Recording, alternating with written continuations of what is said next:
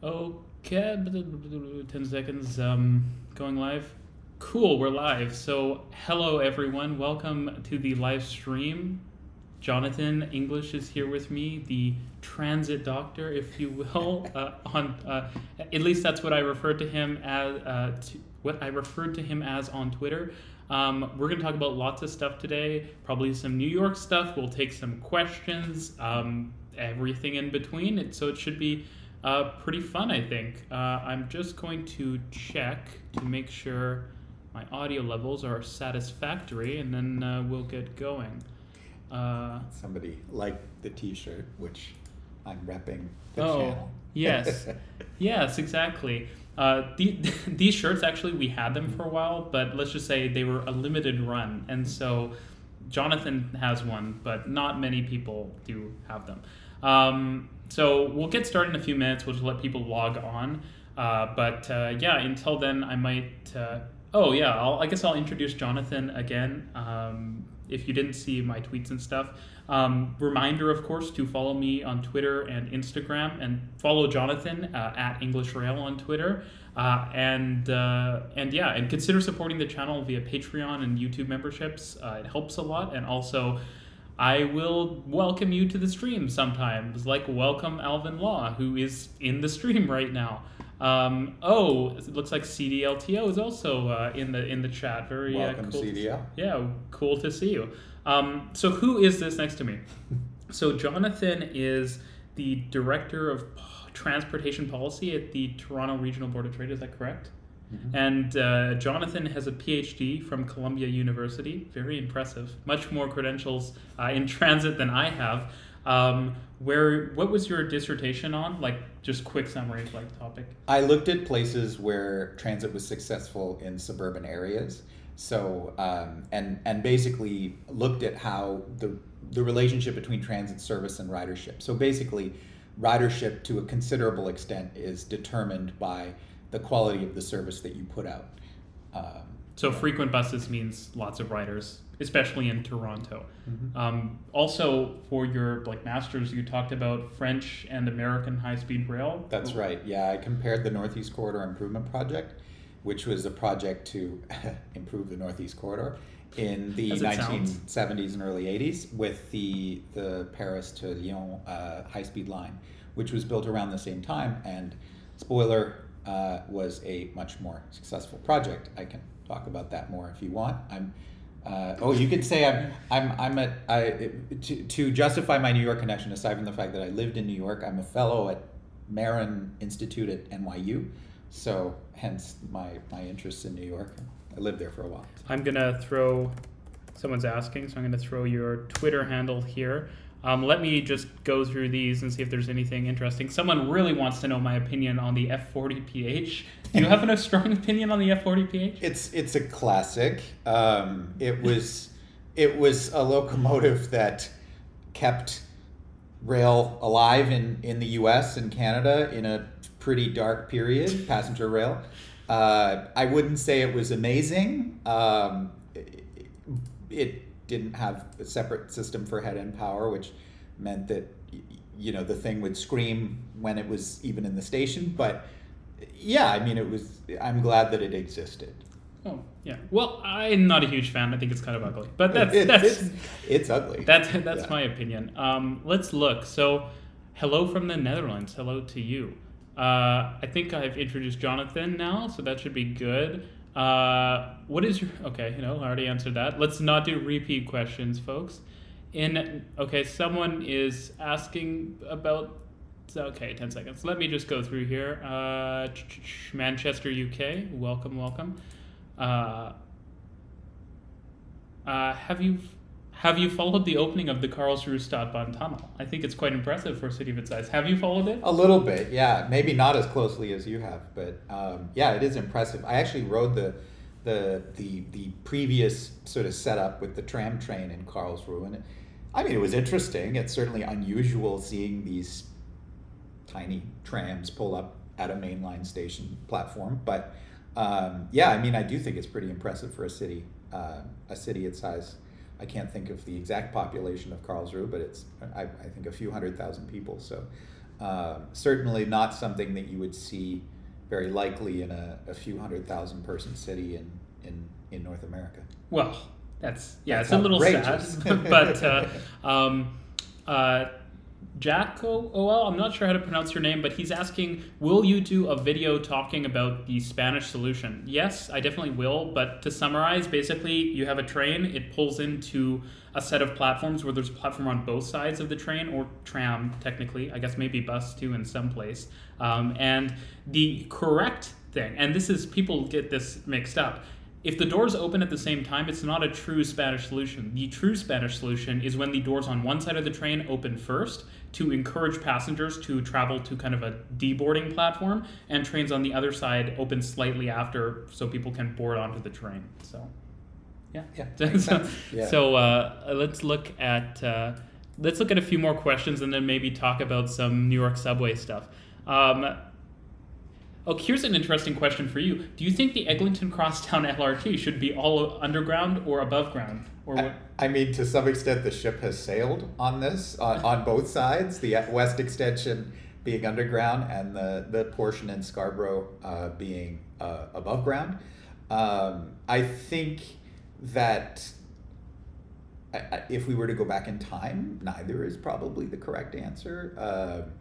I think there are a lot of different options that we could have considered for Eglinton, and tweaks that we could have considered, but we're getting what we're getting at this point, and yeah. But it probably should have been grade separated. Would you agree with that sentiment? Yes, probably should have, yeah. Okay, let's go up here a bit.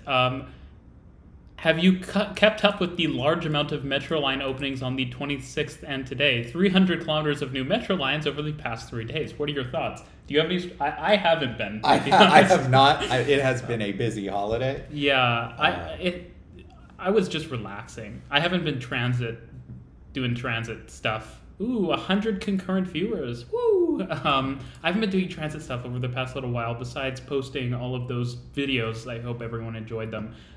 This is funny, but I'm not going to read it out loud, but I'm just going to point this out to Jonathan. Boy, wouldn't it be nice to take a train from St. John's, Newfoundland, and end up in Toronto a few days later, like 90 years ago. The Newfie Bullet.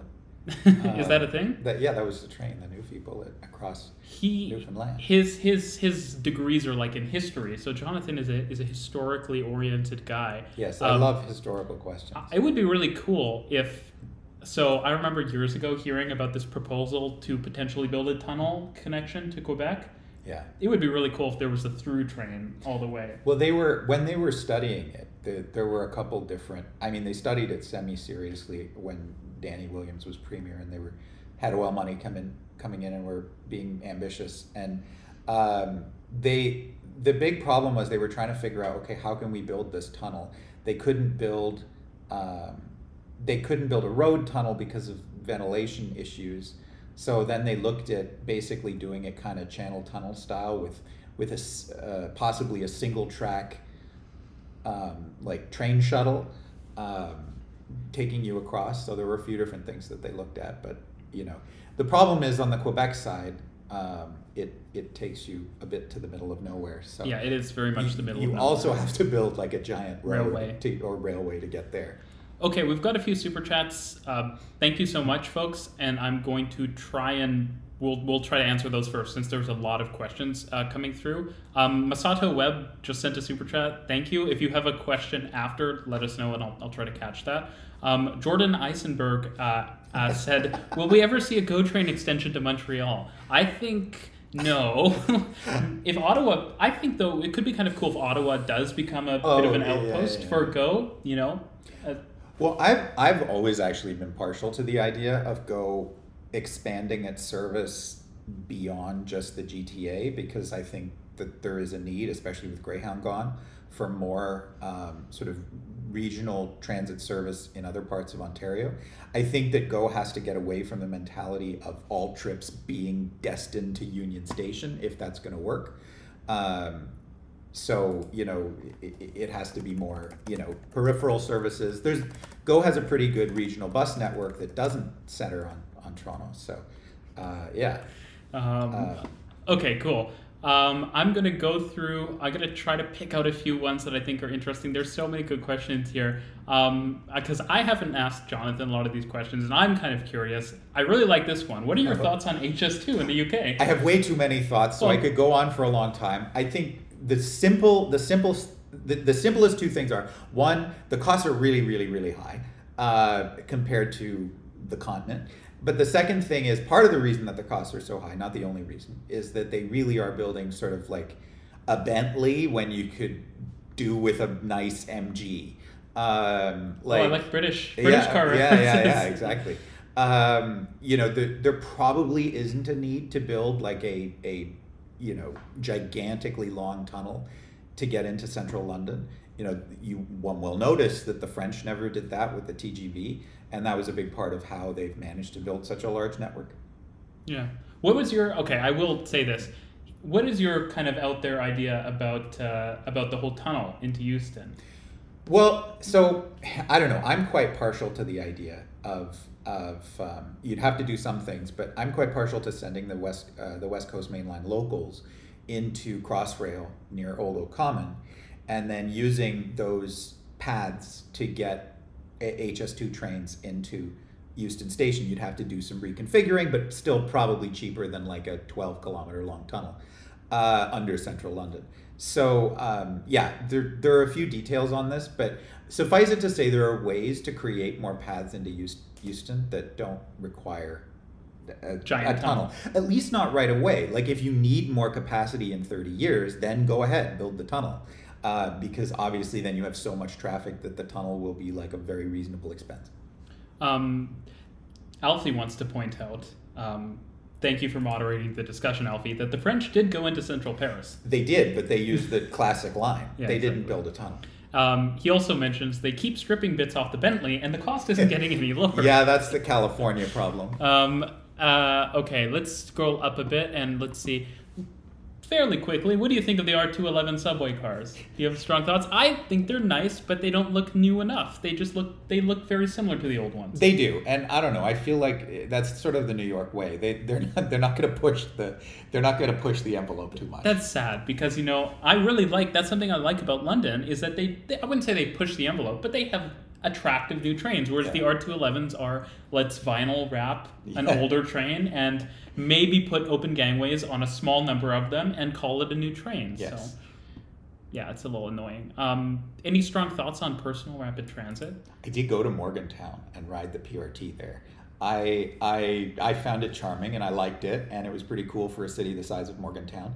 I think there are some advantages to it, but at the cost of infrastructure construction today, it would be really hard to build out enough of a network to make PRT viable, and the capacity is so limited if you're really doing the classic like little vehicles that you probably would be better off in most cases building like more of a classic metro, but that there might be situations where that's not the case. Yeah, I mean it's like one of those very niche technologies that probably gets over applied.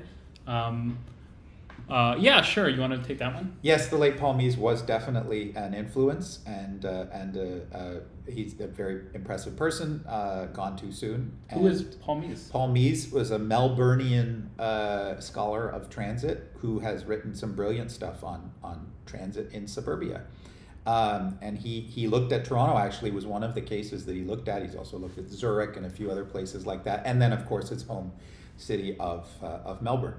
But there was a really cool example he had of getting buses from the rail station to the university that were, when they finally did it, it was really successful and way more people used the rail service. I'm just going to look for a question I want to answer here. There's quite a few. I think this one from Kevin I'm going to take a stab at. What do you think of SmartTrack with our current fare system, since it looks like fare integration has fallen off again? Well, I'm going to make a video about SmartTrack called the SmartTrack Saga, so stay tuned for that. But, at this point, and kind of all along, SmartTrack has just been kind of maybe enhanced GO regional rail service, which was honestly always fine. That's honestly all we ever really needed. But yeah, I think it's not just Smart Track, it's just Go improvements in general are going to suffer if we don't have fare integration. And he wrote the report on it. And that's something that exists broadly across any city, really, is you shouldn't have, I don't think you should have multiple kind of classes of service. You should have a unified fare system that allows people to use all forms of public transport. Yeah, absolutely. And, we were talking about New York before. New York's a perfect example of a place where even though they actually merged all the transit in the region in 1968 into a single state-wide or state-run, not statewide, agency. There's still no integration whatsoever, for all intents and purposes, between Long Island Railroad, Metro North, and the New York City subway system. They don't even use the same fare card, although that will eventually happen. Hopefully but happen. Not with New Jersey, which is not with Jersey. Yeah. Here's a kind of a technical one that's a little fun. What would be the problem with using an ACS 64 for freight service?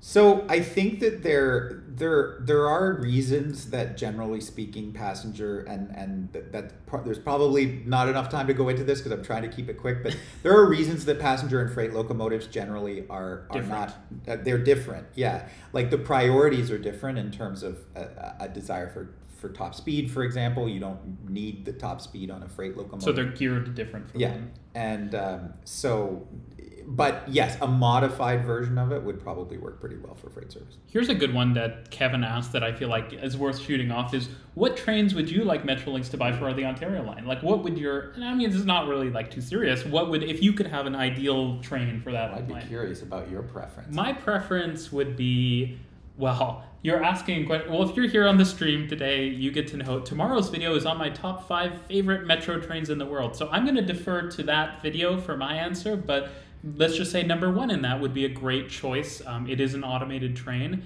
so you'll have to stay tuned for that, but you can go ahead. Oh, man. Well, do you have a favorite metro train? I don't know. That's a good question. Hey, I'm always partial to the hometown favorite. I think the Toronto Rocket? No. No. It would be truly a trollish move to bring back the Vancouver SkyTrain, like the ICTS technology. Oh God! But that would be the most trollish move. So I see. Okay. It would be entertaining. Let's go down here, and I'm just gonna look through some of these. Okay, I'm gonna skip some of them. I'm just looking. What is your opinion on replacing metro extensions with elevated bus corridors, as is being done in Mexico City? So there are places where BRT probably does make more sense, and what BRT generally is in comparison to Metro is you're trading more labor for less capital.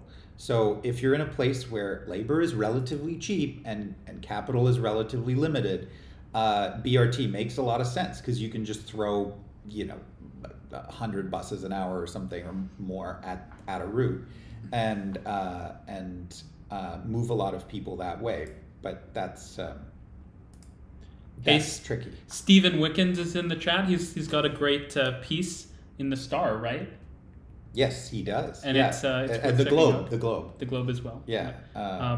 Here, this is Ben is asking an interesting question here. Why not extend Go to Montreal? Similarly, why not extend Toronto's line to Niagara? I wouldn't take a local service the whole way, but there are intermediate trips. There are, but are there enough intermediate trips in like some of the very low density areas in both of those examples to justify that level of service? Well, I think that there, especially when you're talking about those distances, there's a reason why, different level, in places with really decent rail and transit systems, there are different levels of service. Like the German-speaking World one is pretty reasonable. Like you have, high speed maybe, but intercity, regional or regional express, Regiobahn. And then S-Bahn. At the lower level, making all stops local. So for those kinds of long distance trips, you need express so that it's at least vaguely time competitive with the car. So Barry Steak Fry is just mentioning something, just a comment, but I think it is interesting. Yesterday, the world's fastest constructed metro was inaugurated. The 9-kilometer first phase was constructed in 25 months. I believe that's the Canberra Metro, but someone can confirm with me. Someone is asking, will t-shirts be available with a vehicle from each of the 3 largest agencies? There will be more t-shirts available, but probably with a different design in the future. So stay tuned for that. If you're just coming on now, and there's a lot of you here, 127, this is Dr. Jonathan English, PhD in transit guy, doctor of transit, whatever phrase you prefer. He's taking questions along with me. And we're also going to maybe fit some New York stuff in at some point if the questions don't keep coming as fast. But yeah, we're talking. And yeah, if you're not already following me on Twitter and Instagram, please do so. And I have Jonathan's Twitter handle pinned at the top of the chat. So let's take a quick look. I want to see if there's any other questions that I want to grab from here. I will miss some inevitably because there's a lot. But what's your opinion on light rail systems such as the San Diego trolley? I think that's a good question to ask. Yeah. It got recently extended, the Mid-Coast trolley extension up to, I think, UC San Diego, maybe? Yes. So San Diego was kind of a pioneer in this stuff. Mm-hmm. I think that the LRT systems in the U.S. In general were, an important demonstration of commitment to transit, and in some cases are useful transit systems. In many cities, they're kind of the only transportation, I should say, highway or transit investment that they've had in a few decades. And when you look at the ridership of a lot of these lines, it's not that high.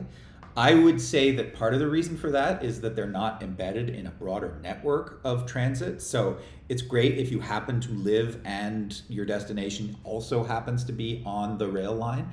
But the vast majority of people, one or both of those things is not true. So if the only way you can get to this rail line is to drive there or something, then it's probably not going to be that useful for most people.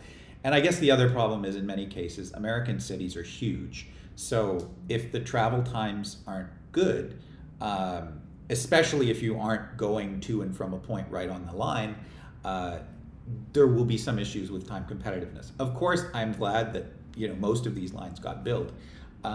It's certainly been important to keep up it's better than interest nothing, in transit. Of course, right? Like, I think that's an important thing. I'm always talking on the channel about how I think we use light rail way too often. I do mention frequently, I will have you know, that there are places where it makes sense.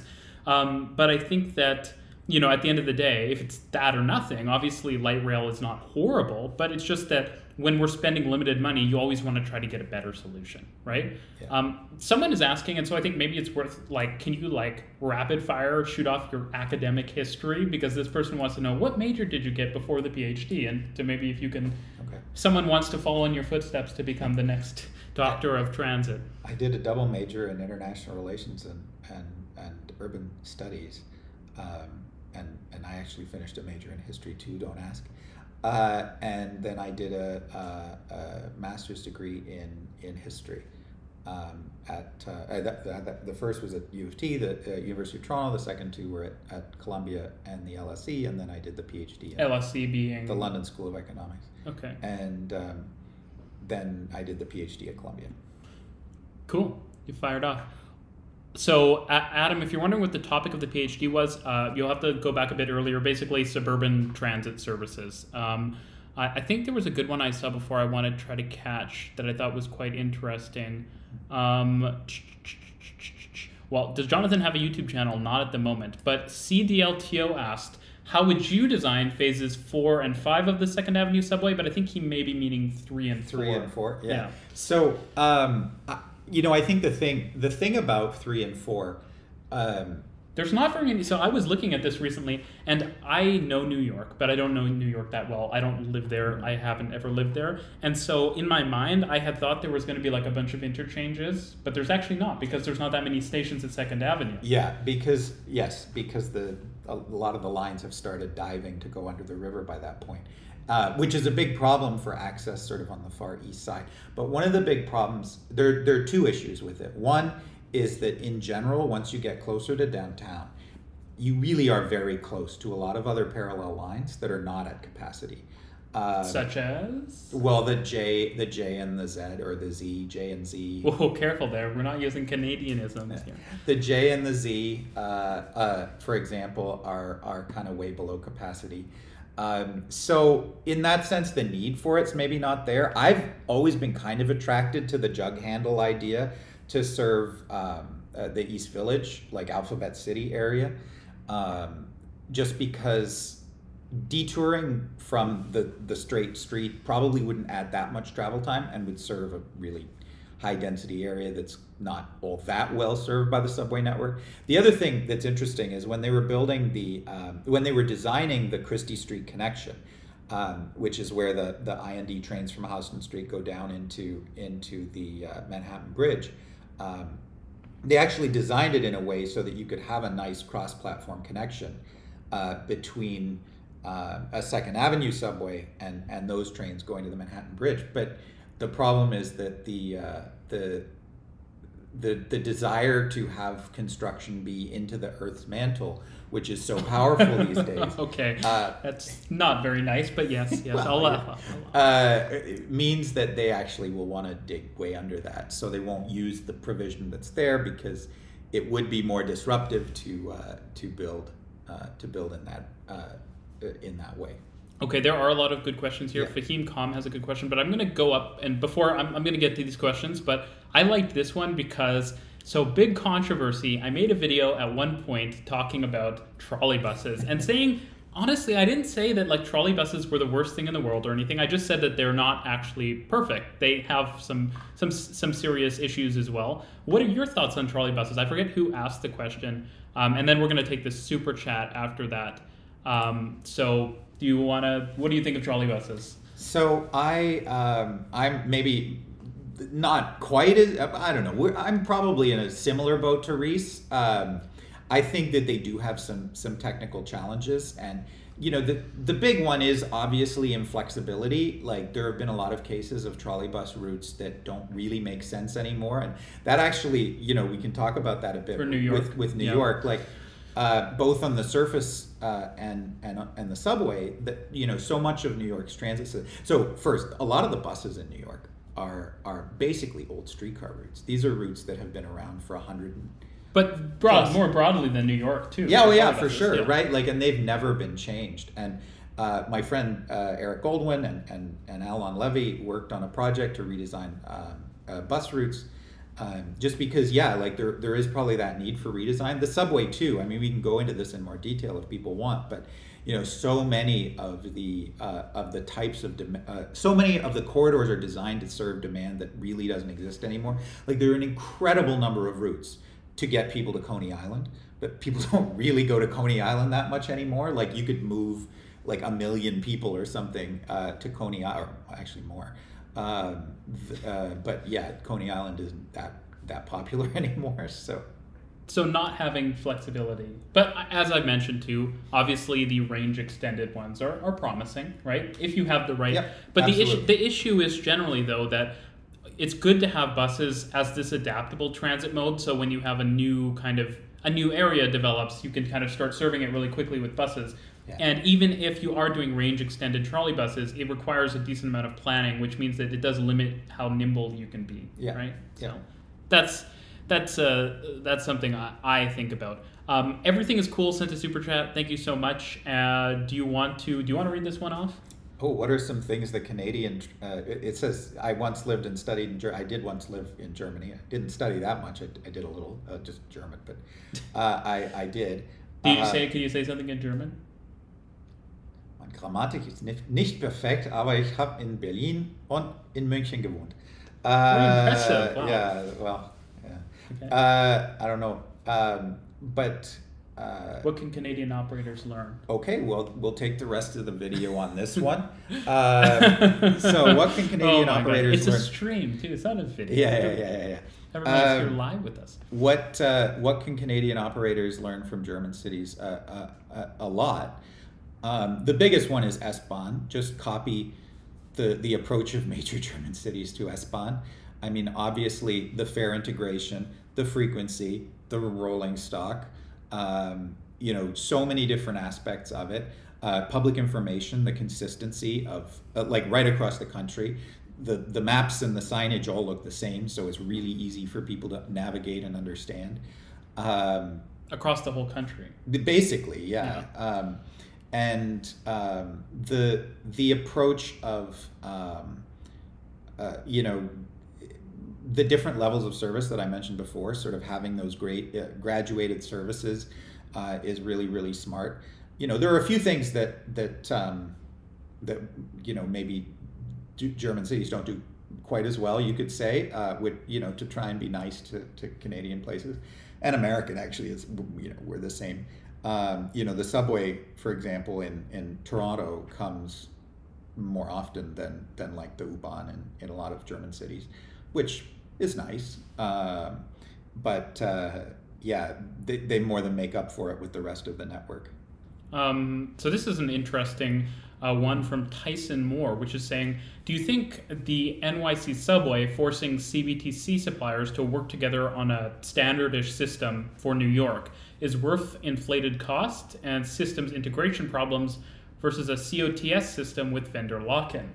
I mean, so if I can say something, I think that, and I think that we may be working on this, but I think having just a global standard automatic train control /CB. So automatic train operation is when you have trains without people on them or with someone on them that isn't actually running the train.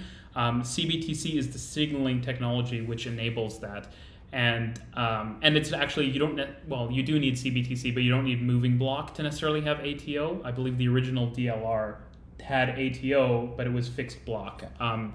But I think we need a global standard ATC system, or like automatic train control signaling system, because we can't keep having it where every different line is using a different signaling technology because of the complexity, right? Yeah. But what do you? No, I mean, I agree. Like, I think trying to move towards global standards, you know, it's not always possible, but trying to move towards global standards is always the best approach to take. You know, look, New York is a big enough place that it's not completely ludicrous for them to try and develop their own approach. You know, smaller systems trying to do that is kind of crazy. But still, especially given the challenges New York has had with integrating new technologies, trying to adopt a proven standard or work together on developing a standard, you know, to me seems like the logical way to go. Fahim Kam has this question. Belleville did a partnership. Belleville is a small town, city near Toronto. Did a partnership with Uber to basically, and they're saying LA, London, and a few others are also doing like partnerships with Uber and other rideshare providers for transit. What are our thoughts on partnerships between rideshare services and public transit? Well, I think that obviously they can be, to use an old buzzword, synergistic. Like, God. I think that, yeah, I don't know, it was the first word that popped into my head.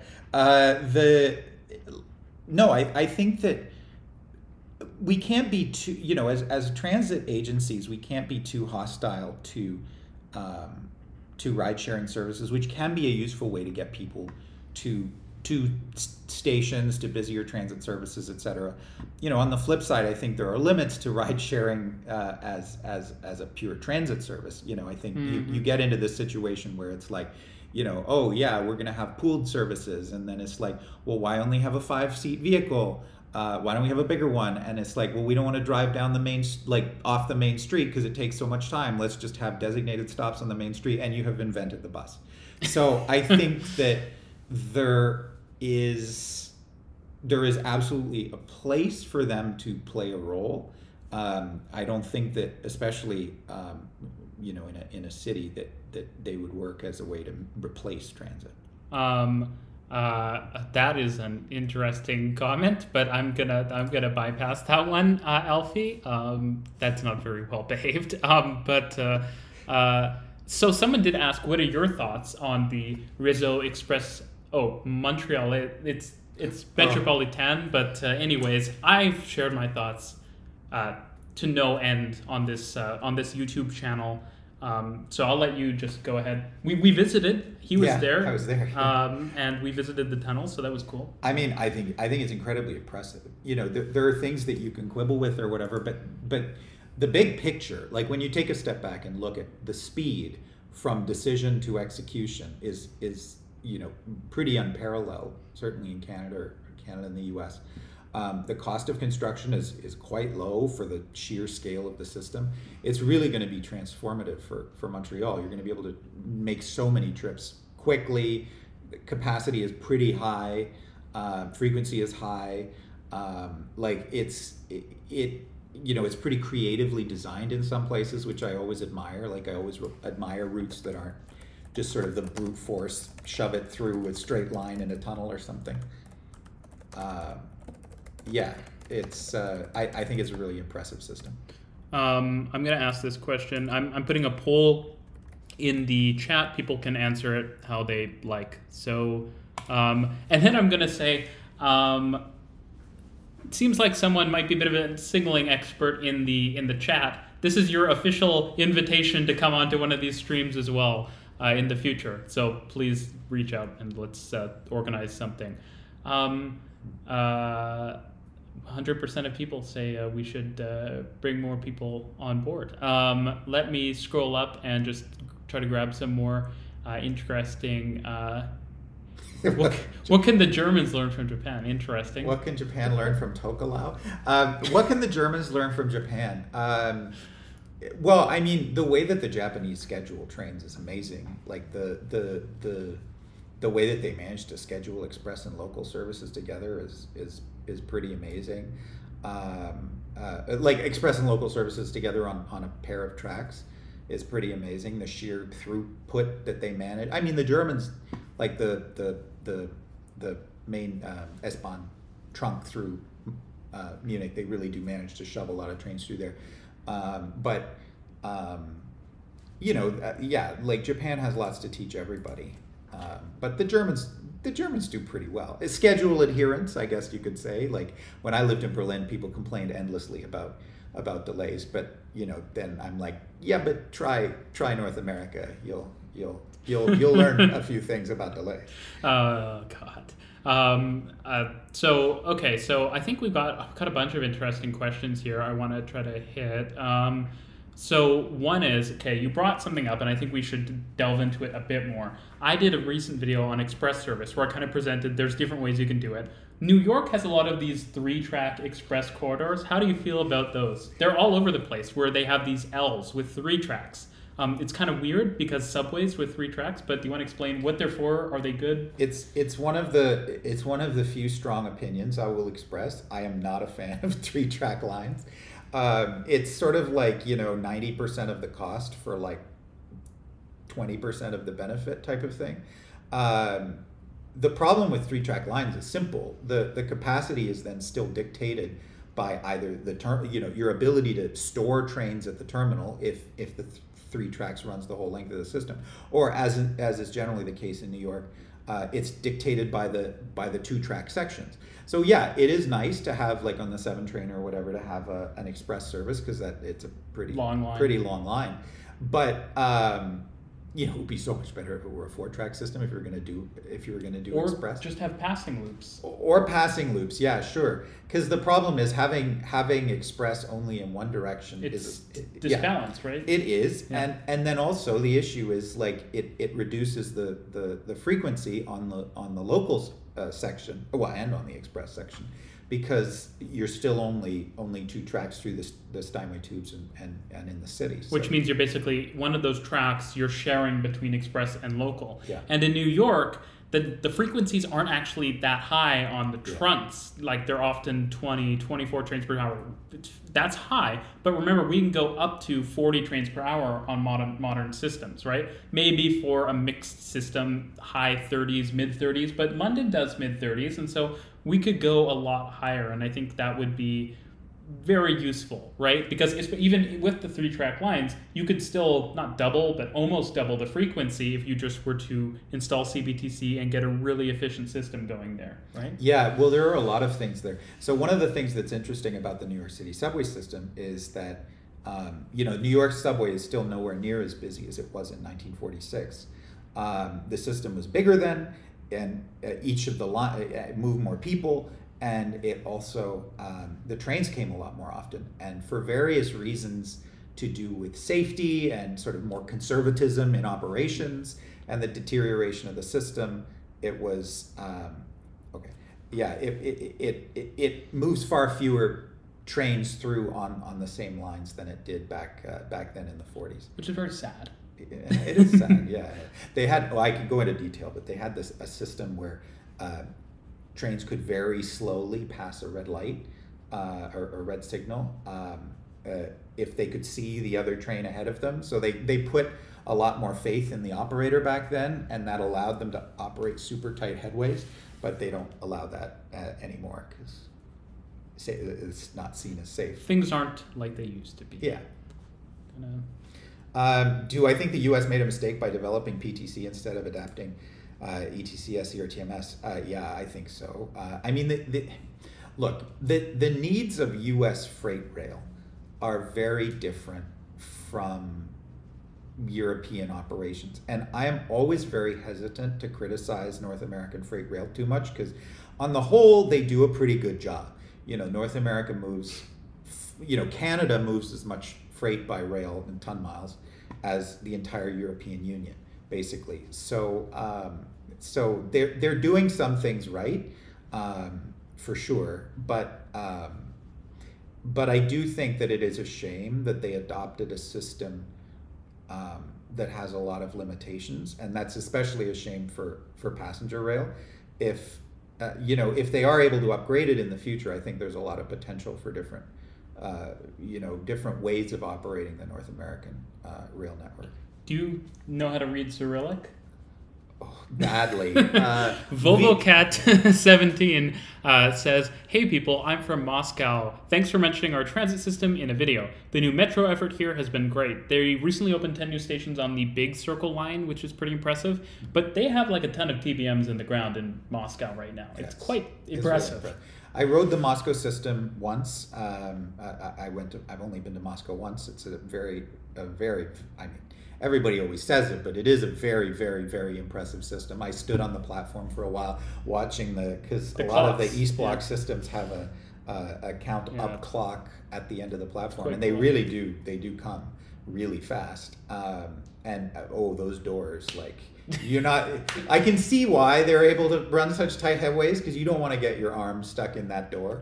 Yeah, well, my favorite thing in Moscow is actually the Moscow Central Circle, though. I'm just so impressed with, they opened this new orbital line, it's kind of like the London Overground, and it's just so successful, and the trains look awesome. It serves some important new areas like it's like International Business District, the cool twisty tower, and they're even running some Statler KISS trains on it, and someone was posting on the Discord that they are doing other stuff, like using maybe some ATC on it, so it's very impressive. But thank you for the super chat, and I'm gonna do more Moscow stuff in the future, so do stay tuned for that. We've got a lot. This one's historical. Do you have any information about this? Yes, lots. This is what affected raising the New York subway fares from nickel to dime in 47 and to 15 cents in 53. So the nickel fare was a huge issue in New York City subway politics.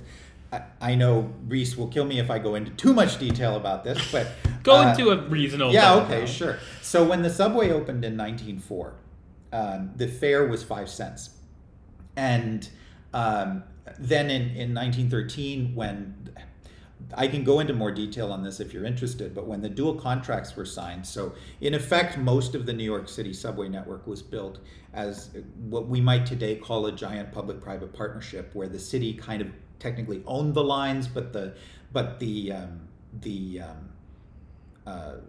private operators, the IRT and came the BMT, they operated the lines. But part of the deal was they had to keep the fare at 5 cents, or the city would be required to give assent to raising the fares. Now, before the First World War, inflation was really low, so this wasn't really a huge deal. But during and after the First World War, inflation went wild, and so. But the city, this became like a huge political issue. It was the political issue. Every election was, I will never raise the 5 cent fare was like the campaign promise. Yeah, no, I know. Well, that's how passionate they were. I will never raise the 5-cent fare was the 5 cents. It's it's a bit crazy when you think about it. Yeah. So, but by 1947, after decades of inflation, the 5-cent fare was like the equivalent of 2 cents or something. I used to know the exact number, but in 1904 when the subway opened. So the 5-cent fare played a huge role in driving the 2 private operators into bankruptcy. That was not really accidental. The city wanted to take over, and I can go into more detail on the creation of the IND, which was the city's subway system. We're going to do a future video about the subway, Yeah. like the full history of New York City subway. So it will be detailed. Yeah, okay. Well, so yeah, the IND was created, it kind of competed with the private ones. And they using the same train standards as the BMT. That's right, yeah. And in 1940, they were all taken over, the private ones, because they were bankrupt. But it cost the city a fortune to buy them out.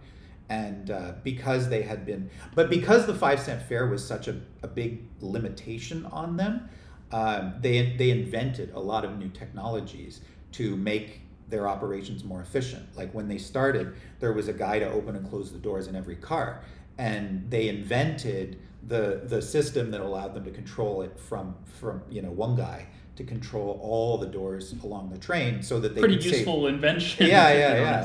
So they could save money to keep that, to try and keep making money despite the fare effectively dropping every year.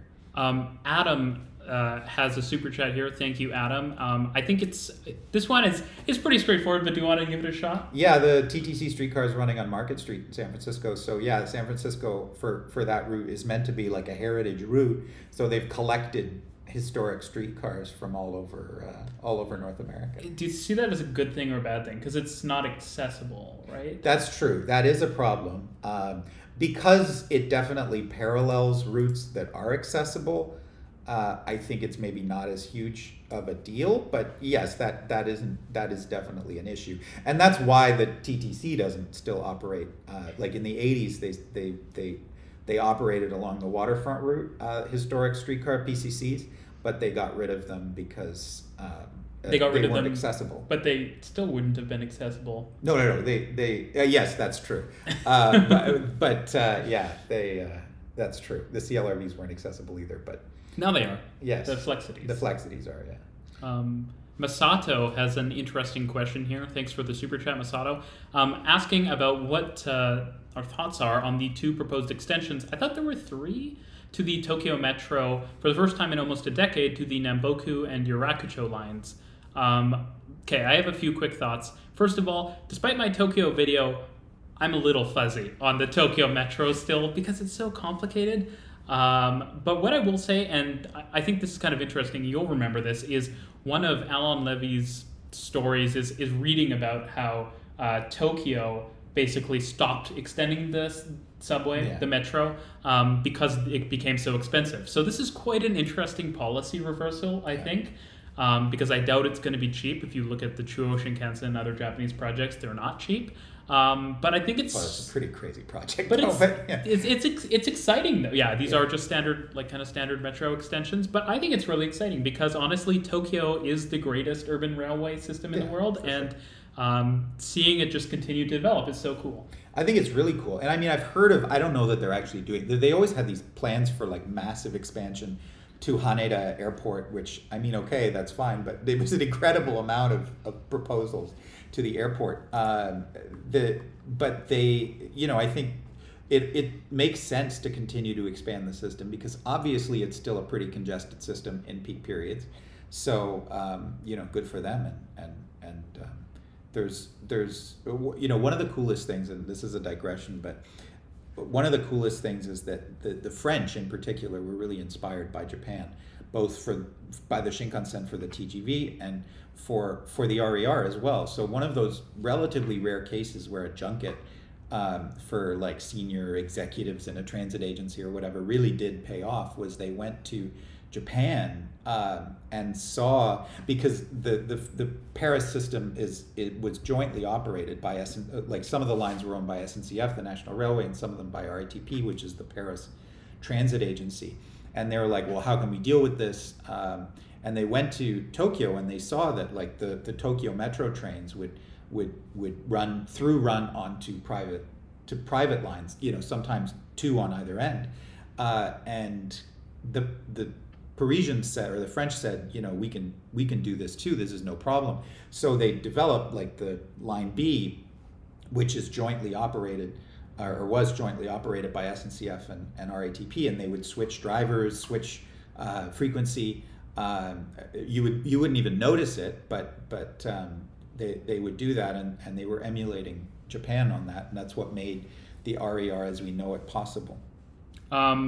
So there's a ton of stuff here. I'm going to try to hit some of the interesting questions. Are you going to make a video on Switzerland's trains? Absolutely. It's one of my main goals for 2022. I actually have basically not mentioned Switzerland on my channel, but it's only because I know I have to do it justice. Which one? Going to Toronto. This one? Oh, if you're going to Toronto, you want to know do you have any strong suggestions on what to ride if you visit Toronto? I mean, sure, ride the subway and the streetcar. That's sort of the classic thing. My suggestion is ride a suburban bus, because that's where Toronto is interesting. Like, take a subway out to the suburbs. I don't know, find a good restaurant or something, and use one of the bus terminals that are built right into the subway and take the bus. And that gives you kind of the true Toronto transit experience. One that I thought was interesting that I saw was, let me see if I can find it again here. It's here somewhere. 10 seconds. Oh, this is a good one. Which cities do we think do TOD the best? Which cities could do better? Do you go first? Yeah. First one? Well, okay. Obviously, I'll go after. Obviously, Asian cities do it really well. European cities have historically done it decently in some places. Like German cities have done a decent job of sort of building new neighborhoods around, S-Bahn and U-Bahn stations. Stockholm also does a really cool job of building sort of new towns along rail stations, which I think is definitely a model that we could emulate in North America. Like North American cities grow really, really fast, much faster than European cities, well, some of them. And so there's probably going to be some need for greenfield residential expansion. And a much more environmentally sustainable way to do it is to build sort of Stockholm-style new towns along around rail stations, rather than where it's kind of, they're not necessarily beautiful, but it's sort of like a mall or something, or like a square around the rail station, and then like some apartments, and then townhouses and houses around it. So they do a good job. In North America, I mean, I think DC or Washington, like Greater Washington, does probably the best job. They do TOD pretty well. Some of the TOD is pretty attractive. Silver Spring and Ballston, and like Bethesda, they're pretty walkable places. They've done a good job of building neighborhoods around these metro stations. So I would say Washington's probably the gold standard for TOD in North America. Vancouver. Oh yeah, Vancouver. They do a good job too. Yeah, Vancouver is really good. And actually Montreal is getting pretty good. When we were looking at the REM, we saw some of the new transit-oriented development going up around some of its outlying stations, and it was quite impressive how much they had built. The 10-30 or whatever in the South Shore. Before the system has even opened. So those are good examples. Did you specifically mention Tokyo? I think Tokyo specifically. Yeah, I said, Tokyo is specifically excellent. Like, with the private developers that own the railways, right? Yeah, and so they build the stations into destinations. So the stations become almost like gigantic shopping malls, or more department stores, but like lots of them, or in some cases. And a lot of people were bringing up yesterday's video on theme parks. They were mentioning trolley parks, and it's kind of like a modern version of that, right? Yeah, no. Well, so that was one of the things, it was really common to build, in LA to some extent. But when New York subway was built, in many cases, it was built into farmland. Like literal farmland. You can see cool pictures. What is the one with the? I'm terrible for not remembering this. What is the one with the L that is that? It's not Queens Boulevard. That goes into nothing. Yeah. That was a 7 train. Oh, really? Yeah. I thought it was a quad track. Is this really the 7? Triple track. Yeah. Interesting. That was the 7. It was the famous picture. I think is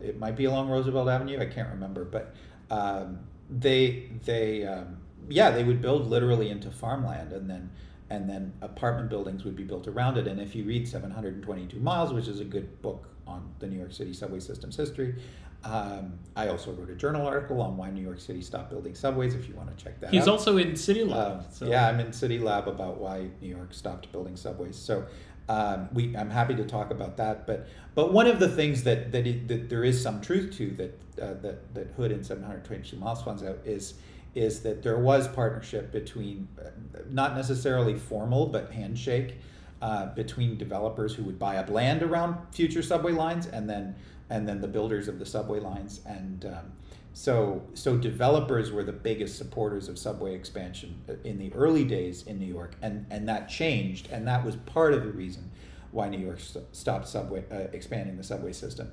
But one of the others was obviously Coney Island was huge. There's an immense amount of capacity, express service and local, to get to Coney Island. There's 4 lines converging on Coney Island. And like some lines don't even, like the Sea Beach has a pair of express tracks.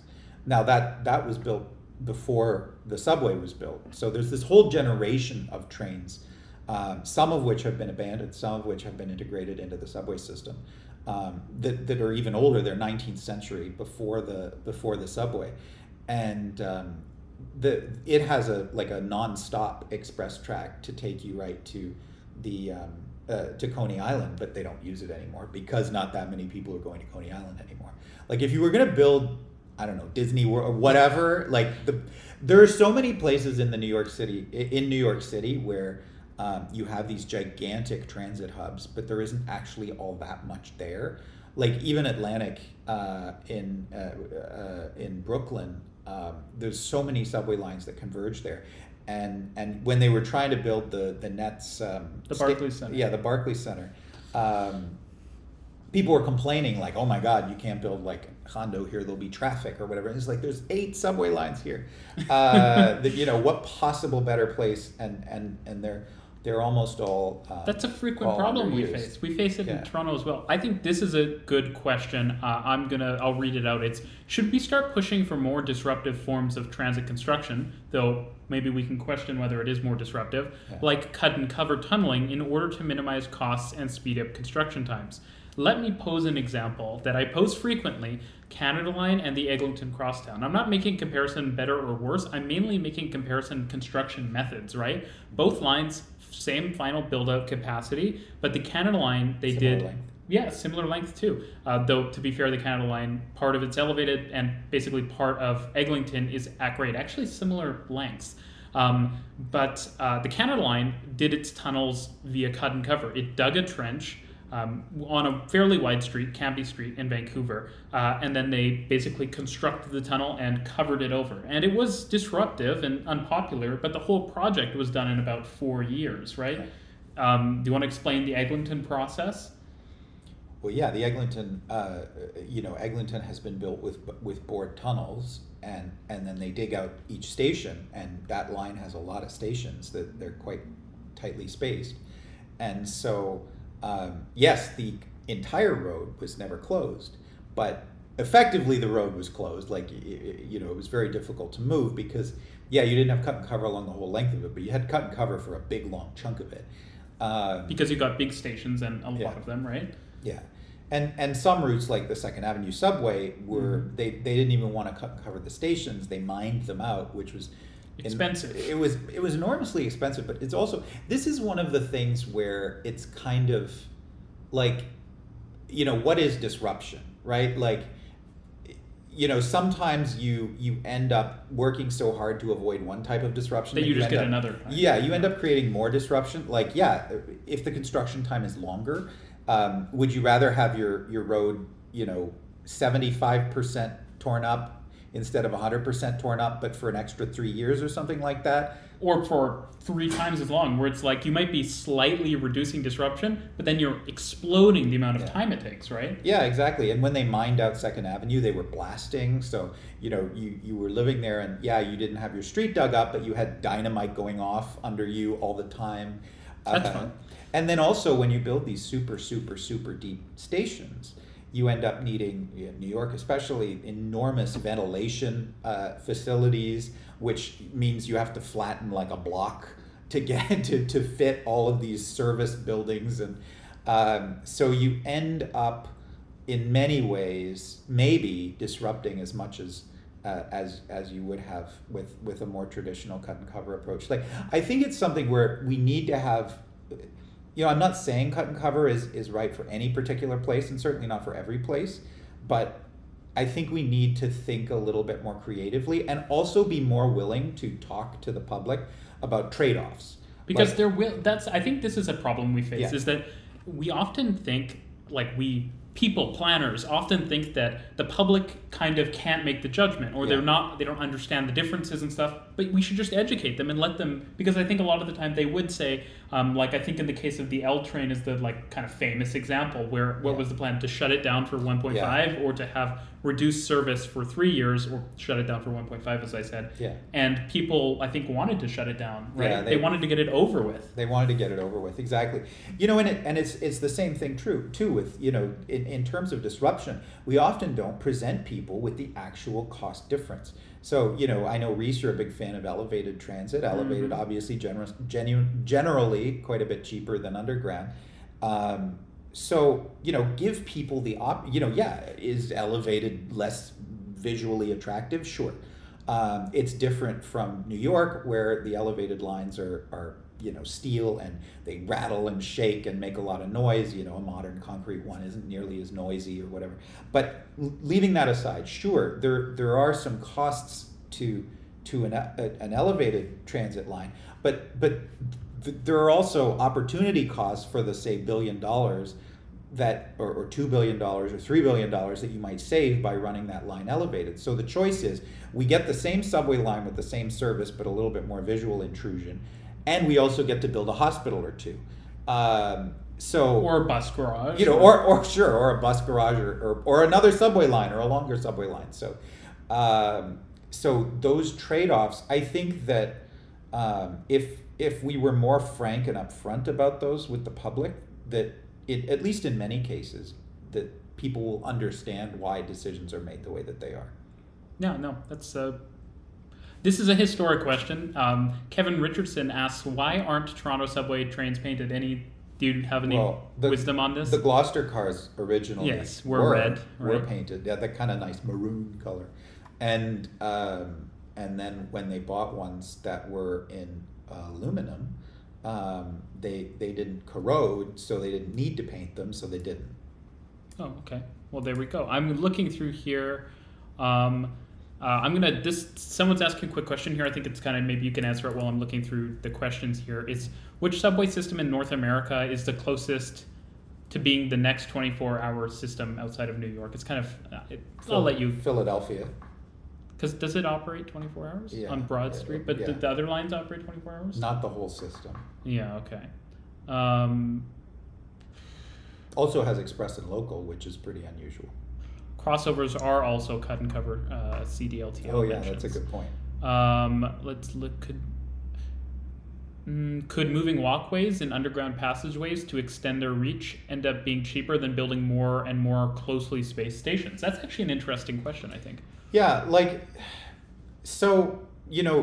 it's less common in North America, but in Europe and Asia, huge station complexes with stations that are relatively separated, connected by moving walkways, are pretty common, and they certainly give people a lot more opportunities to use the network in convenient ways for them. Obviously it's not ideal to have sort of like a 250 meter or a 300 meter transfer as you have in some of these places, even with a moving walkway. So if you can avoid it, that's good. But yeah, no, I think moving walkways are a good way to extend the reach of a transit system. And building underground, especially in places with bad weather, building underground passageways connecting to the subway station is a great way of extending their catchment area. Good. So another question, kind of historically oriented. It's a bit of a debate two people are having here. Is Metroland in London development-oriented transit or transit-oriented development? they're saying historically. Yeah. Well, I mean, you know, what's the difference between the two? Well, no. I mean, I know, right? Like, but I think ultimately it's development, or it's transit-oriented development, but certainly the way that the line was extended, it was development oriented transit. Okay, Fern actually has a bunch of good questions. So Fern, I will get to your questions shortly because I think they are quite interesting. I'll let you respond to this one maybe quickly. I don't know if you have any strong feelings about Westchester or Stamford. Are these TOD? Would you consider them TOD hubs in New York? Yeah, like White Plains. You know, I think they are. Stanford especially is legitimately one, and it's great that like people can Metro North service is good enough that people could commute to Stanford, and it's become a pretty big commercial hub because of it. I think New York, the New York area could work to create more places like that. And I think one of the big problems also is within New York City. The city hasn't done a terrific job of putting development, especially commercial development, which generates a lot more riders than residential, around the best hubs of the transit system. Like Jamaica is a perfect place for the amount of infrastructure there is huge. Be a great place for more commercial development. Downtown Brooklyn as well would be a great place for more commercial development. Midtown is it's packed, right? Like Midtown is packed, but comparatively, downtown Brooklyn has an immense amount of transit capacity that's not as heavily used. I'm going to respond to Nouvelle costs, and then maybe you can respond. You can read this Sure. or respond to this. With regard to the Canada line, I'm going to say something a little controversial. I'm not sure if the Canada line actually, if all the money saved was spent compensating businesses. I doubt it. But even if that was the case, I think that's when we have to start looking at, like, do we change laws around this stuff? Because some level of disruption is reasonable, and I definitely think that businesses should be compensated to some extent, though probably not the landowners, but the tenants, right? Because the landowners are benefiting massively. Yeah. But the tenants, they might struggle, right? So I think that's reasonable. But I thought this one is there something interesting to say? Yeah, no, so this one's about Place Ville-Marie in Montreal. That's, yes, it is done by IMPay and built by Bill Zeckendorf, who was a big New York developer who had a plan to replace both Penn Station and Grand Central Terminal with skyscrapers back in the 60s. They would be popular today. Yeah, well, Penn did get torn down for something even lousier. Which we can talk about Penn Station at length if you want. But it's true, it's built right over the tracks into Gare Centrale, and Montreal did a much better job than, say, Toronto at building the city around the rail corridor. Certainly north of the station, or right around the station, it's much more concealed, and there are various reasons for that are technical. But I do have a report which I love. It's one of my most prized possessions from the 1980s, done for Canadian Pacific's real estate arm, that looked fairly seriously. It was a pretty detailed engineering report at burying the rail corridor through central Toronto, so that you could develop the lands over it, which obviously never happened and probably couldn't happen now, but was quite interesting. New York as well.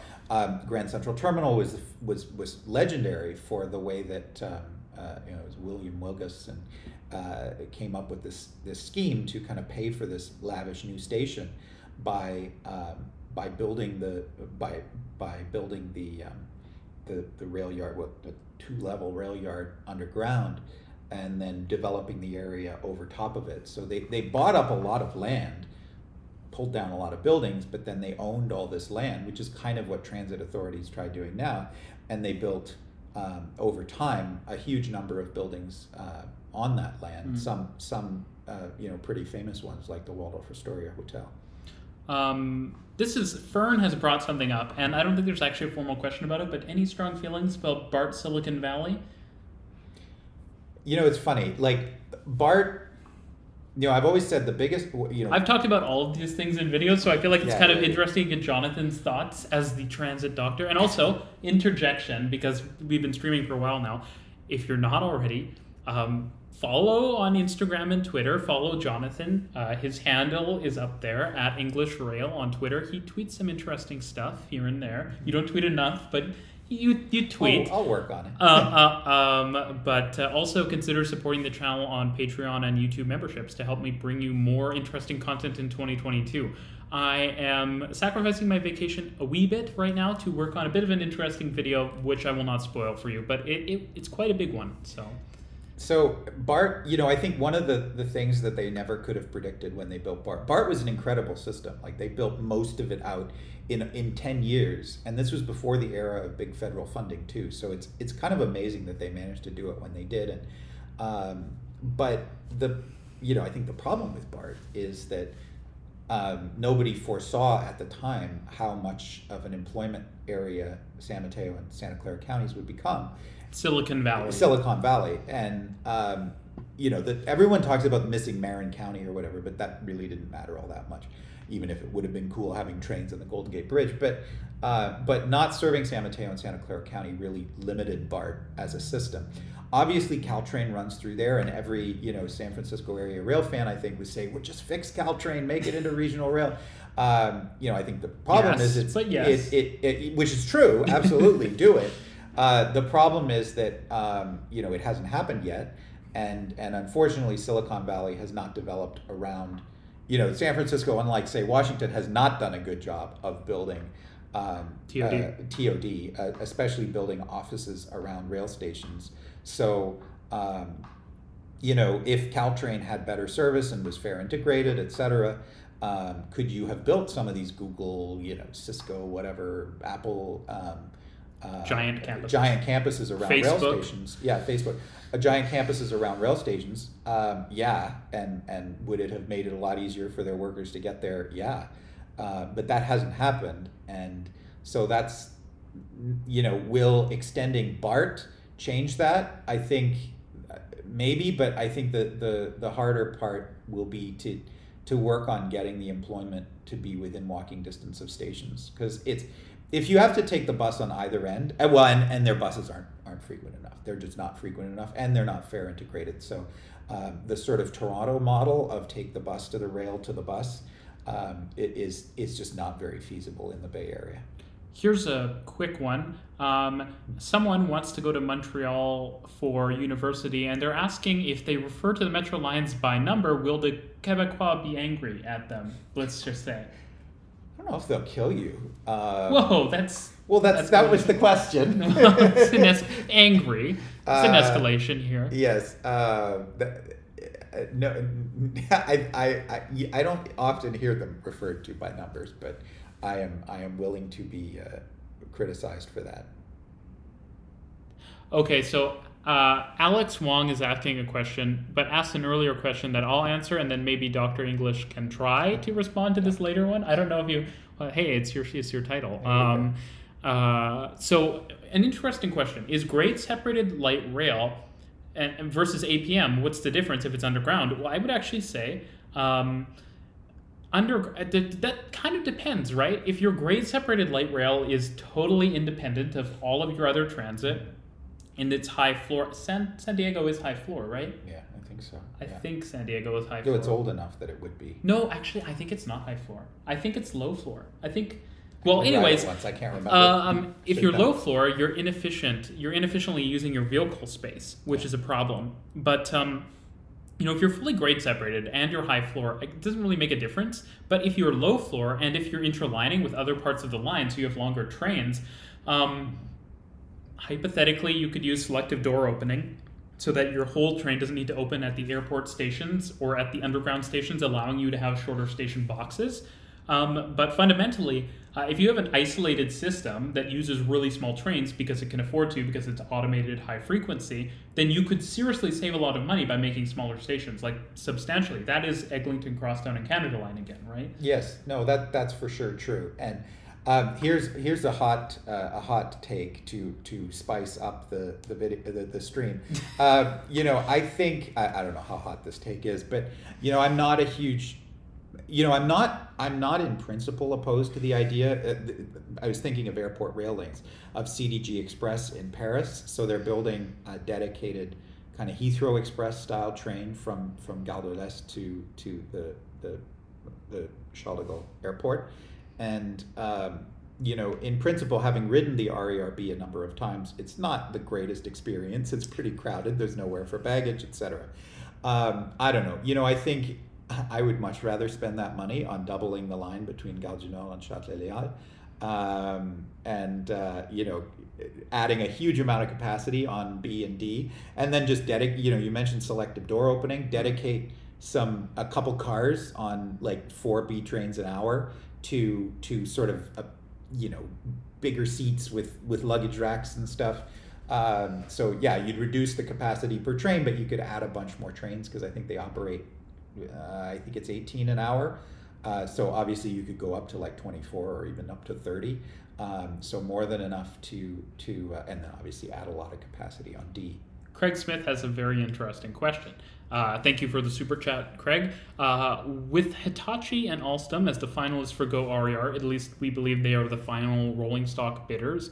They could always subcontract, right? They could have, and sometimes consortiums build stuff, but it seems like Hitachi and Alstom are the finalists. What would it be like if Hitachi wins as the first part, and would they have to make a new plant in Canada for it? So I can comment, and then you can comment. So Hitachi operates pretty widely in Europe. They have some regional trains in places like Italy that look like, they have bi-level EMU regional trains in Italy that are quite new that you could go look at. They're called like the Caravaggio or something like that. So that could be a promising bi-level EMU. Jonathan actually I don't think is a fan of bi-levels necessarily, but there is a bi-level EMU option. They obviously make single deck EMUs as well in the UK, right? The Azumas and those. So Hitachi has lots of train options potentially, but they're all European basically. They also obviously have Japanese and trains in other Asian countries as well, but they don't have any. Do they have any localized to North America? I mean, they have Honolulu is using Hitachi for Heart, but those are like metro trains. So for mainline, I don't think so. Right? Kawasaki did a lot. Kawasaki works with Hitachi sometimes too. Yeah. On Shinkansen rolling stock orders? Yeah, so there might be some from there, but I mean, my hope is that we don't get anything specialized to North America and that it is as off-the-shelf, non-North American as possible. There's my thought on it. Hitachi, obviously they make decent trains as well. Alstom makes some, well, especially now that they own Bombardier, they have an amazingly large menu of regional train options. Yeah. I'm not religiously opposed to bi-level trains, and I do recognize, especially for sort of longer distance regional services, that there is benefit to the increased seating capacity. I do think that on a system like, where you have a really constrained, a serious choke point at a central station like Toronto has or New York has, for example, having bi-level trains, which just by definition has fewer doors for the capacity, you might end up losing as much capacity as you gain because the trains can't load and unload as fast. In terms of building a plant in Canada, I think it'll depend on what kind of Canadian content requirements are in place. I don't think that they're particularly stringent. One challenge that Canada has in general is that the U.S. has really, really, really strict Buy America policies. So for the U.S. market, you have to, and lots of Canadian transit equipment suppliers have to build a separate plant in the U.S. so that they can stamp it made in the USA, whereas Canada allows made in the USA stuff to be sold in Canada. So a lot of companies, logically, would build a plant in the U.S. because they can then serve both markets. So we'll see with all the various trade negotiations that are happening what... Because there are some smaller U.S. orders happening as well, right, for Boston and mainly Boston. Yeah. New Jersey is doing the Bombardier multi-level threes, threes, I think. Yeah. Maybe Philly might order some more trains at some point. They might. Caltrain's already bought Caltrain already theirs. made their order, they've already right? bought theirs. Yeah. So yeah, it's kind of unclear. One question that was asked, let me see if I can find it. Maybe in the meantime, let me 10 seconds. Wait. Let me just. I'm trying to find. Maybe do you have any thoughts about HSR development across the world? Like there's some new systems opening. Do you have any? They're mentioning Indonesia here. I'm going to look for that other question because I think it was kind of interesting. I mean, I think it's amazing how much high-speed rail is spreading around the world. I think one of the ways that it is spreading so effectively in a lot of places is that these places are willing to not reinvent the wheel and are willing to adapt themselves to the proven technologies rather than try to adapt the proven technologies to them, which is I will say a challenge in North America. So that would be a big part of why high-speed rail has spread so successfully. But look, the reality is it just makes sense as a technology. It is a great way to move large numbers of people between major cities, and as cities are getting bigger and bigger, that's highways just are not going to be adequate. And I think something that I think has got a lot of potential is high-speed regional rail. So maybe not necessarily 300 kilometers an hour, but 200. But yeah, higher speed regional rail to allow you, because when you're talking about mega cities, the size of a New York or Tokyo or a Tokyo or whatever, Shanghai, the cities are so large that to reach the outlying areas, let alone potential new development areas, which might be necessary in a fast-growing city, like especially in countries like Indonesia where cities really are growing fast, then I think we need to look at a higher speed model to allow people to travel 100, 150 even kilometers, but not have to pay sort of a traditional high-speed rail fare or use a highway, which just in places that big, just a highway doesn't have anywhere near the capacity that would be needed. 10 seconds, I'm just checking something here. Just take a look at this. So I think there were two here I liked. What separates... Yeah, this one I thought was good. That's why I brought this one up, is how might we solve the Up Express high platform versus Go Transit low platform issue? Raise the Go platform. I mean, I'm a big believer that if we are going to rebuild Go platforms for a different platform height, that we find that we raise them not to our own standard, quote unquote, but to an actual international standard, so that we can then buy them at off the shelf, and that's something that we should all aspire to. Now the problem is that there isn't really a global standard or even a European standard, so that does make it a little bit more complicated. But yeah, high platforms just are better. You use the space in the train much more efficiently. They're better for people in wheelchairs. You don't have like equipment boxes popping up everywhere. So high platform, just generally speaking, is better. But it costs money to raise platforms. But if you're going to do it anyway, you might as well raise it enough. What separates good TOD from weak TOD? Removing parking minimums. Someone's mentioning City Line Station near Dallas has a massive TOD, but palter ridership. This could be, you might have some strong comments about this. Yeah. Actually. So okay. I think the first ingredient is you need the transit. I think you sometimes see these things of like, we want to build TOD around this commuter rail line. Well, how many trains are there? And it's like 4 trains in rush hour going in one direction, and it's like that's not useful and not going to generate any kind of TOD other than, I don't know, maybe some townhouses for commuters. I think the second thing is that it's always important to remember commercial is much better for TOD than residential, just because commercial generates a lot more trips per square foot. Everybody just about is traveling to or from well, first of all, you know, think of how big your cubicle is compared to how big your apartment is. But second, or even just a desk. Or, I mean, yeah, not everyone or gets even cubicles just, these even days. just a desk, yeah. And also beyond that, think about how much you know, everybody commutes to. Nobody lives in the office building, so everybody's traveling. Whereas some people in an apartment work from home, or you they know, don't whatever, work, you know, or don't work, or you know, retired, unemployed, whatever, student, you know.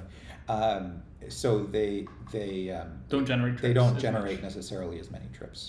So having good commercial concentrations, ideally the Copenhagen model of trying to get every office building within walking distance of rail, is kind of the ideal to aspire to. This is a good point someone made. I'm sorry, I cannot pronounce your username, but actually, yes. Alstom had to divest some of the Bombardier designs, and Hitachi, I guess, acquired some of them. So the twin decks, maybe we could see popping up on Toronto rails. Is the VIA HFR project enough? Any opinions on this?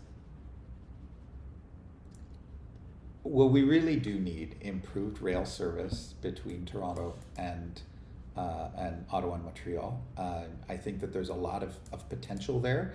I think there are various reasons and challenges why that they so far haven't looked at a traditional high-speed rail. And having a dedicated line would be valuable. Having a dedicated line, right? Absolutely would be valuable. You know, in terms of reliability, in terms of speed, or frequency in particular, it would absolutely be valuable to have a dedicated line. You know, I await the details on that project, but certainly it's exciting to hear about investment improved intercity rail. I'm just scrolling up to look through the questions. Why does the West Coast Express get paltry ridership when downtown Vancouver has a huge share of Metro Vancouver's employment? I think part of it is that there is not a ton of, there's a decent amount, but there's not a ton of housing development on the north shore of the Fraser.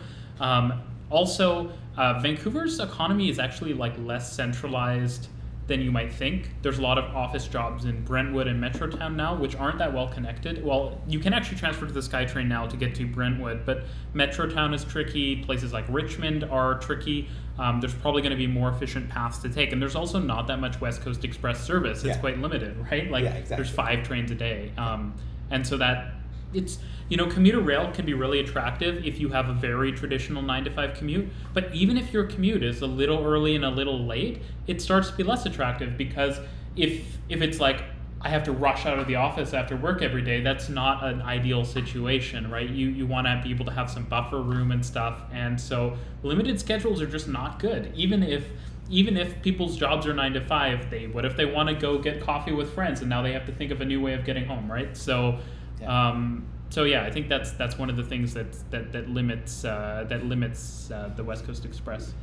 Any comments on what this one? Yeah. Do you have any comments on Mel Lastman and his contributions to Toronto Transit? The late Mayor Mel Lastman. Well, Mel Lastman was mayor of North York for a very long time, and his sort of crowning achievement was building the Shepherd Subway and North York Center itself, the neighborhood. I love North York Center, the neighborhood. I like. As do I. I used to live there. Yeah, I like to say as my controversial take that it's my favorite neighborhood in the city, and with the new patios that are out, and it's really nice. It's not beautiful, obviously, but it's really impressive what they've built there. So I give them a huge amount of credit for that in North York. And I'm much less critical of the Shepherd Subway than some people are. I think when you look at the cost of it compared to some of the projects we're building today, was it the perfect project to build at the time? Does it have issues that it kind of wasn't finished? It was only built halfway. Sure, it does. All these things are true. Could it have been built differently? Yeah, but I think it certainly still has transit value. Do you have any thoughts? And this is a pretty high level question, so you don't have to give that detailed of an answer because I think we could go on for 10 hours about this. But there's an article apparently saying that first past the post, yes, we're getting into boring voting system questions. No, but I actually think this is kind of an interesting one, is part of what makes transit projects more expensive. What is your opinion on that? I don't think that that's true.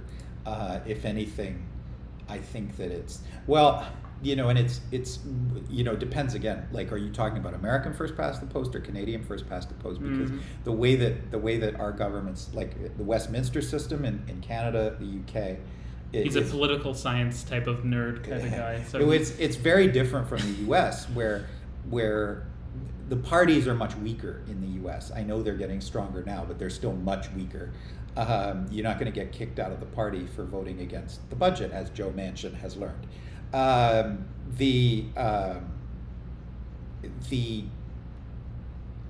think that the American system, where there's a lot of horse trading around the budget every year, does cause problems because it creates a lot of uncertainty. In the Westminster system, if you're a government with a majority, you can kind of do what you want. Even if you don't have a majority, if you can get your budget passed, and which you need to stay in government, you can to some extent do what you want. So, in that sense, it should make it easier. I think that there's probably more logic to our legal system playing a role. I don't think it's the only issue, but I do think our legal system does make it a lot easier to sue, to delay or stop projects. When I say our, I mean the common law system, and because we're in Canada. Canada, but also the U.S. and Britain. It does make it easier to sue to stop projects, which probably does add to costs. This one is very different. Any thoughts on the future of Texas Central Railway? Apparently, they're getting held up by landowners refusing to give up land. So very much related. So, first of all, there is one thing that I think is incredibly cool about Texas Central, which is the whole regulatory aspect. So. Exciting stuff. Oh, it's so exciting. It is exciting, though. Yeah, actually. No, it is. Yeah. So basically, the FRA used to be kind of notorious, even just 10 years ago, for being pretty restrictive in terms of, you have. That's the Federal Railway Administration. Yeah, Railroad Administration. Yeah. So they used to really limit the type of trains that you could operate in the U.S. and by extension in Canada. Because we basically adopt their standards. Yeah. And the U.S. FRA has gradually become more flexible, to their great credit. So like Caltrain got a waiver, et cetera. But Texas Central, it's absolutely amazing. They more or less got agreement that they can import all the Japanese regulations. And they basically just translated them into imperial units and English, and brought them to the U.S. and that's the approach that they're going to use if that project were to get built. Can we do that for every project?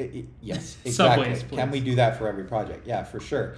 But look, I knew that this was always going to be a problem. In the U.S., there is a strong culture against eminent domain, and it's really, really, really hard to build linear infrastructure, like long linear infrastructure, without it. Power lines, gas pipelines, train lines. Yeah, and we have a culture that has increased. I'm writing an article for City Lab on this, actually, or at least indirectly. But we have become a culture that, for very good reasons, because the pendulum was tilted far too far the other way in the 1950s and 40s.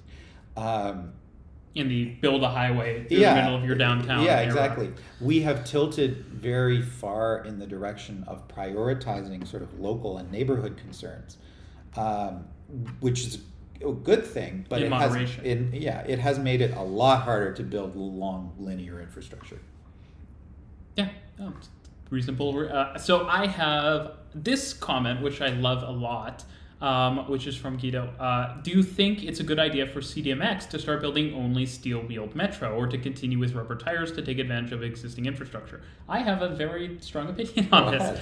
Yes, I think so. I think the way the Mexico City metro is developed, it doesn't necessarily lend itself too much to extending lines, because you already have a lot of congestion in the core, and the way the lines are laid out they're already not super radial. I mean, in some places, yes, extend them. And if you're extending them, of course, you're going to use the same rubber tire technology. But I think for new lines, just go super standard, right? Like I think that is the smart move, and go automated too, honestly.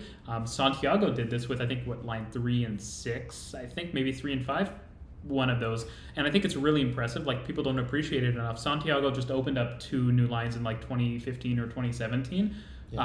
Basically fully standard, fully automated, platform screen doors, like 1500 volt overhead wire, like all of the most standard, like 1500 volts is the standard now for metros.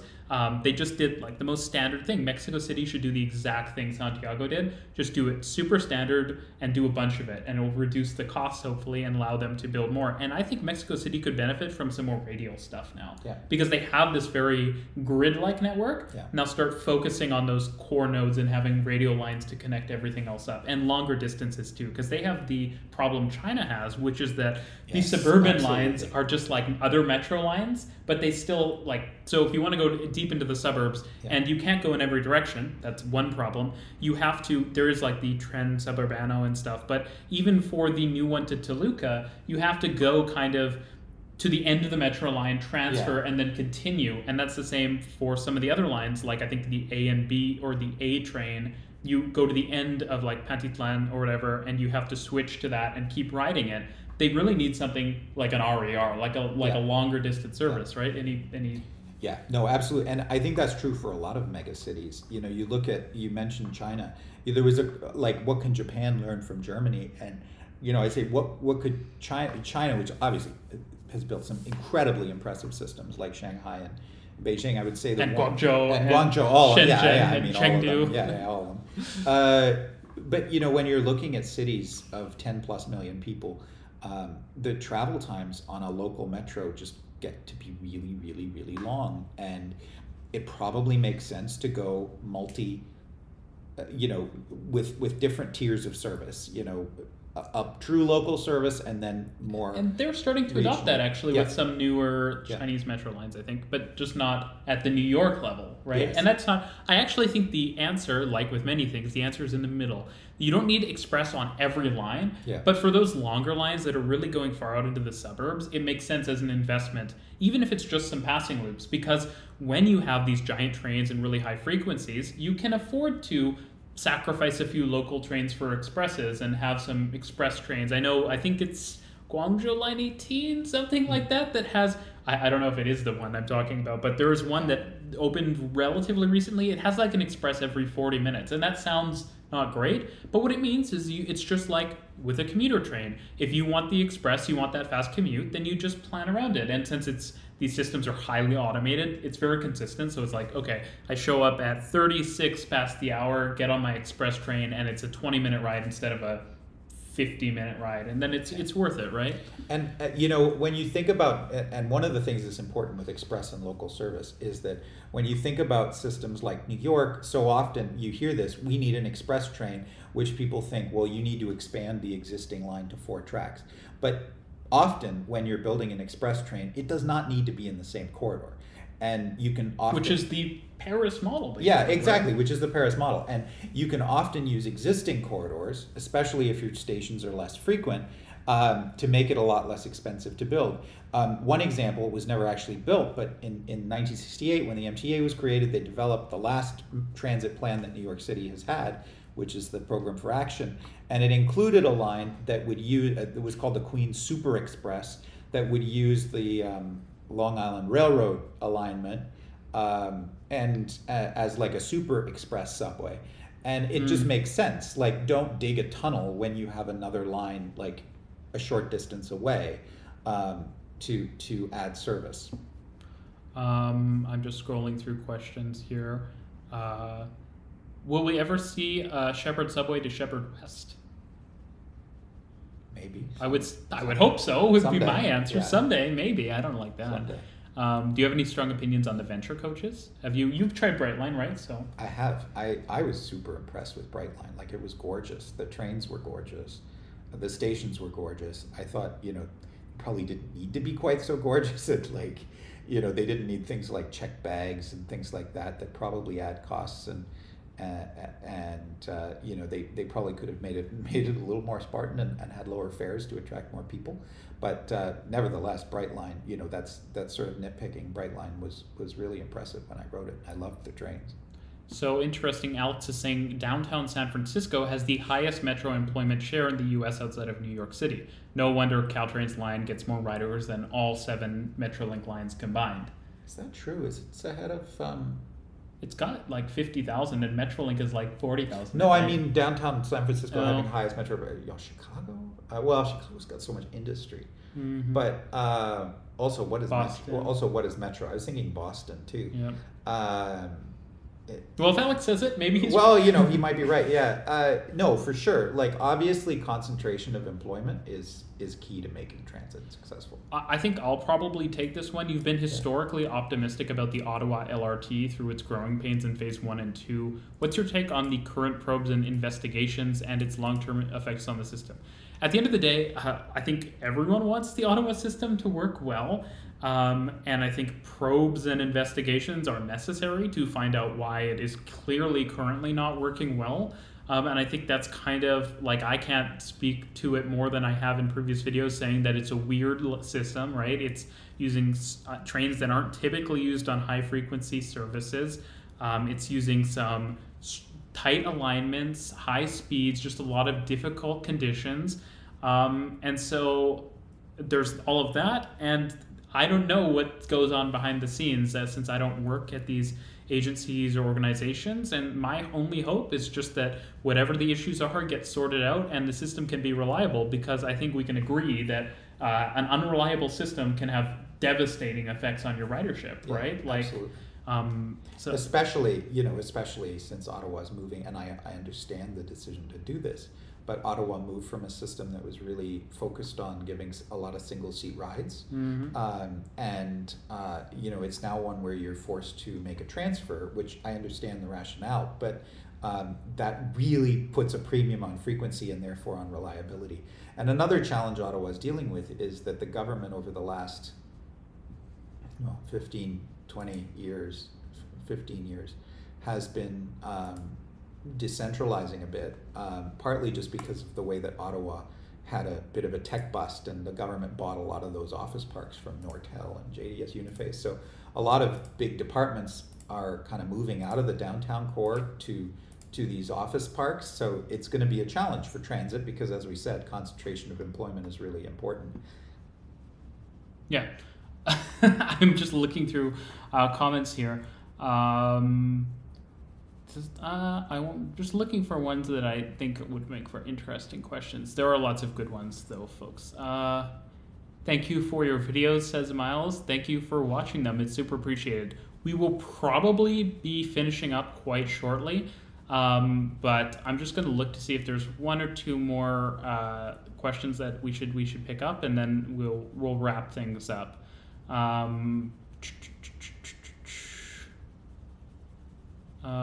There's a lot of questions here, and I'm just looking to see maybe some new ones are popping in. On the topic of the LA subway, do you have any strong thoughts about Vermont, etc.? Well, you know, I think, and it would feed into the question from Craig Smith as well about S-Bahn, Eurostyle RER for LA. I actually think it would make a huge amount of sense for LA. You know, I think expanding the sort of metro system is good. The challenge that LA has is that a lot of the routes, and that wouldn't be true necessarily in Vermont, but a lot of the routes that have been proposed, well, A, it's very expensive to build, but B, they're not that fast, like the Gold Line, and LA is such an enormous city that if you're going to use rail as the backbone of the transit system, and then which you should, which you have to in a city as kind of sprawly as LA.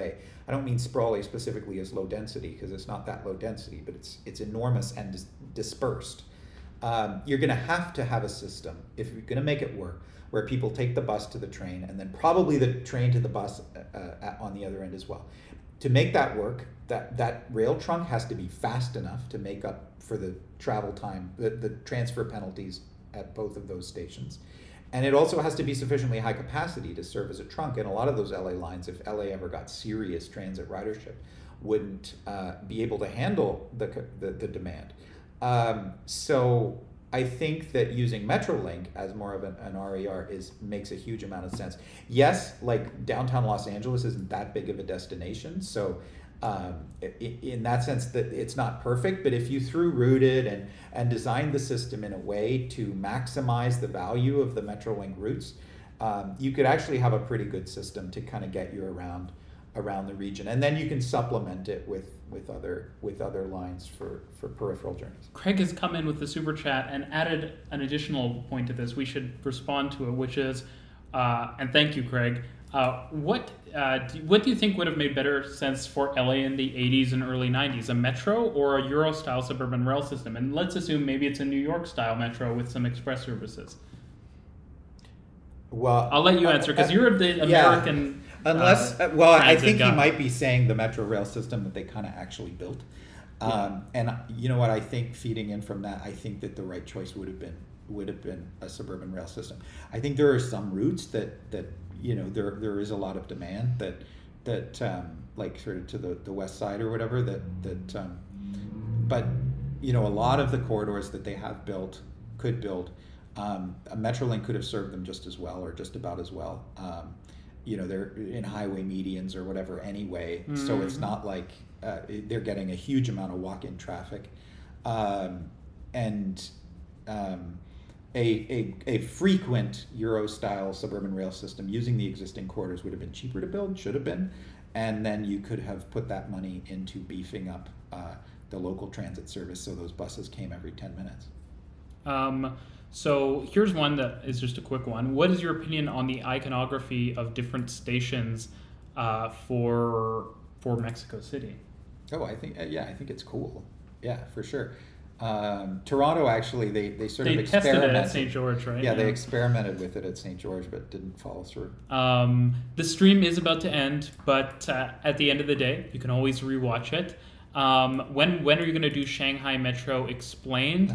I'm planning on doing that maybe this year. We'll see what happens. How did you all meet? Through a very cool guy named Long Branch Mike. Go check him out on Twitter. I'm scrolling through here. What do you think? Do you have any thoughts on the T as a symbol for transit in Toronto going forward? Well, I think that it makes sense to have a unified symbol, right? There is absolutely value in having a unified transit symbol. You know, like I said, Germany has a nationwide symbol, unified sort of style of wayfinding, and it just makes life a lot easier for people. I think, you know, there are obviously challenges with all the different agencies. You know, I think the public understanding of the T as a symbol for transit isn't there, so right now it's not necessarily that helpful. But it could become that. But also, I think that because Vancouver adopted it, yeah, there is some consistency, that's right? true, actually, yeah. So it's not maybe nationwide, but if Toronto adopts it, then the two largest English-speaking countries in Canada would have adopted it, and then maybe we'll. And also, Metrolinx covers all of the GTHA, so a lot of the country would be using the T as its symbol for transit then, or is, because I believe that is the symbol we're going to be using. So. Yeah. Well, there's a question here: is what is the best way to speed up trains in and around Chicago Union Station? Do you have... So, not just talking about Chicago Union Station specifically, but talking about commuter rail and regional rail in North America in general. One of the big problems, and this is true at Penn Station in New York, Grand Central to some extent, Toronto Union, so many different stations, is that the routes are they don't have consistent routes the way that Japanese, for example, like the Yamanote line or the Keihin-Toku line, are all operate on the same dedicated tracks, and they don't cross each other at grade, and so they run kind of like subways effectively, right? Like as much capacity as you can put on those two tracks. That is not the way that we generally run regional rail in North America.